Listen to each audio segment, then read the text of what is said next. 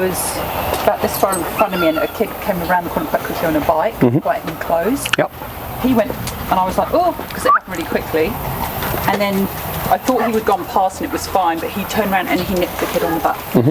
It was a nip, but it was totally inappropriate and made me feel quite sick. And that's why we're here, because I thought, okay, this isn't getting better.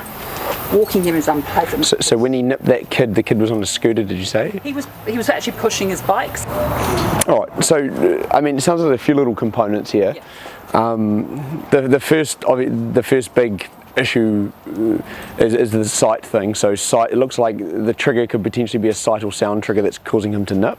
So there's 3 ways dogs take in information: nose, eyes, ears. So the fact that this one's got a sight trigger and this one's got a trigger that could be related to sight tells me it potentially could be a sight thing, and he, like you said, he's picking it up off her.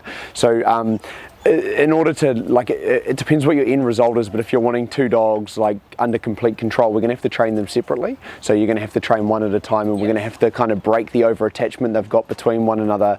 Not necessarily break it, but definitely get them used to being away from each other a little bit more, so you can train them one at a time. He's just happy to run. He'll run for hours chasing birds. He loves to run. Right, and so at the moment you're trying positive reinforcement and reward-based training? Yeah. Okay, and you're finding mixed results?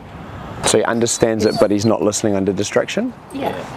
From the information I'm getting, it seems like you're a little bit uncertain about how to go about training the dog, and you've been told one thing and you've also heard other things. You've seen what works and what doesn't, and you're kind of getting a mixed basket of what do I actually do in this situation? Yeah, so there's, I could show you, okay, so I could show you probably 5 different ways to train the dogs. Depending on how fast results you want and what you're actually expecting out of the dog is going to depend on how we go about it. Here we go. And also know what you would expect from a 1-year-old. So like you can have a 100% trained dog at a year old. Right. Okay, I'm going for that. So and it all depends on what your expectations are. Yeah.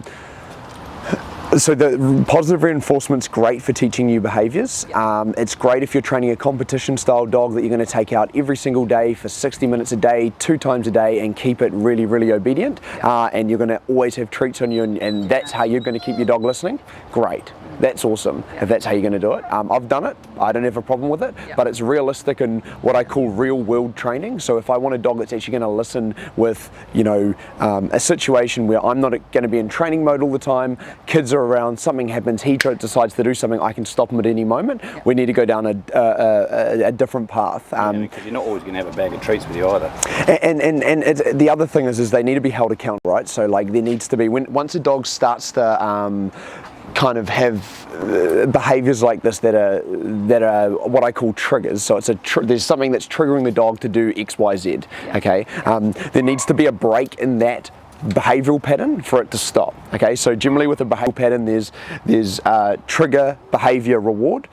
So this one here, this growling that's starting to happen is triggered through eye contact. So eye contact is the trigger, the behaviour is the growl at the moment, the reward may be the dog backing away, okay? So in order for that to stop, there needs to be some form of punishment or some form of negative added to the situation to make the dog not want to do that again, okay? There's always underlying causes of why it's happening, i.e. the dog may be uncertain, so the dog is uncertain when another dog gives it eye contact, but we still need to address the problem directly. Does that make sense? So that would be one example. So for example, with him nipping a kids when they were riding past on a scooter, that trigger is probably movement or noise. It's related to the dog's predatory drive, which is related to the dog chasing birds. So we need to stop the chasing at the home to bring that trigger down. Does that make sense? So we need to understand what's actually going on in the dog and where these triggers are coming from. So we've established what's going on with the dogs. The next thing we need to do is establish a communication system, right? So a way to actually communicate. So like some form of slip lead or choke is probably going to be your best bet, which I'll do a bit of conditioning and I'll show you how to actually set it up properly. The big thing with these tools and the reason they've got a bad reputation is people not setting them up properly. So the conditioning of an actual e-collar, slip lead or choker chain takes about 3 or 4 days of just 30 minutes walking back and forward, teaching the dog how to make decisions on the end of a leash. We use gentle tugs, it's not the old school kind of choker methods. If you hit the point where you're finding the dog's not responding, we generally go to a remote collar and use continuous stimulation to snap the dog out of it. That's generally going to be the best way to get the results that you're looking for, especially with the dogs you've got. You've got kind of what I call power breeds, and like, yeah, you're going to get them listening 50% of the time with rewards, but you're going to have to bring in some form of pressure training to actually get the dog to understand. She's not really into rewards, unless he's getting something. Okay. So what we'll do is I'll grab a couple of different bits of equipment. I'll start doing a bit of conditioning, and then you guys can get a bit of a gauge.